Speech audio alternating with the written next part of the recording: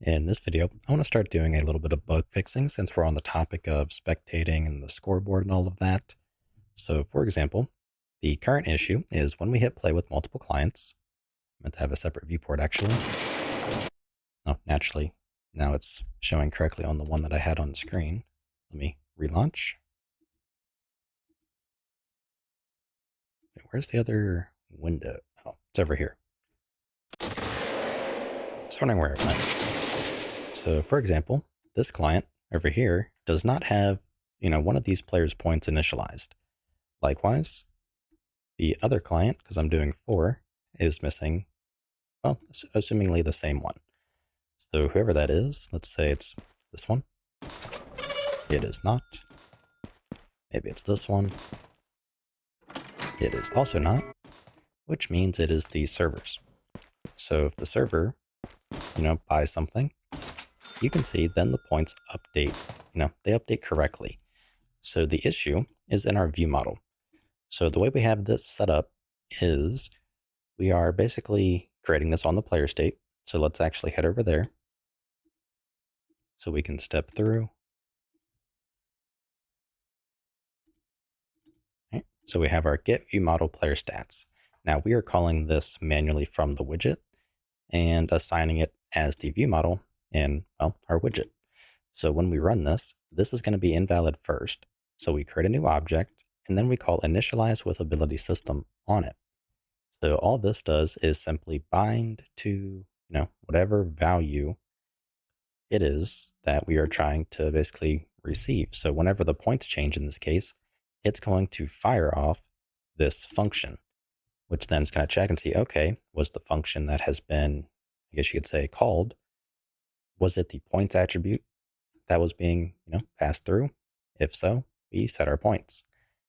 The problem with this is we're not getting the initial value.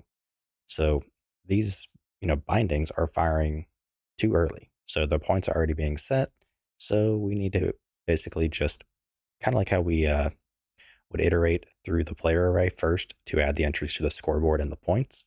We need to do the same thing, but for our attributes. So to begin, let's go ahead and grab the ability system component. And we want to get a numeric, let's see, it is we'll just get numeric attribute.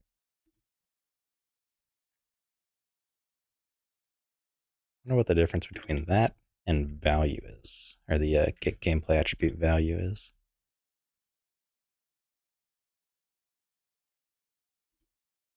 Okay, so it seems like they're very similar.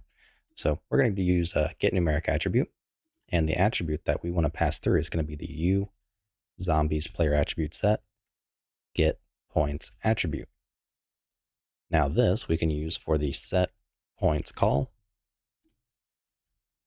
like so. So we're just going to call set points and pass in the get numeric attribute from our points attribute. So now it should be, whatever it is, set correctly. So let's try again with 4 clients. Okay, so we have good on this guy, good on this guy, and we are good here. Likewise, because of the way we have it set up, the scoreboard is also receiving those same changes. So that's all I wanted to do. I just wanted to go ahead and resolve that because it was getting kind of annoying just seeing some as, empty values. And we're going to have to do the same thing when we introduce the kills, deaths, revives, and downs. I think were the only other scoreboard properties that we want to have. So with that out of the way, I will see you in the next video. If you like what I'm doing and you want to help support me, you can find a link to my Patreon in the description below, where you can also get early access to this entire series.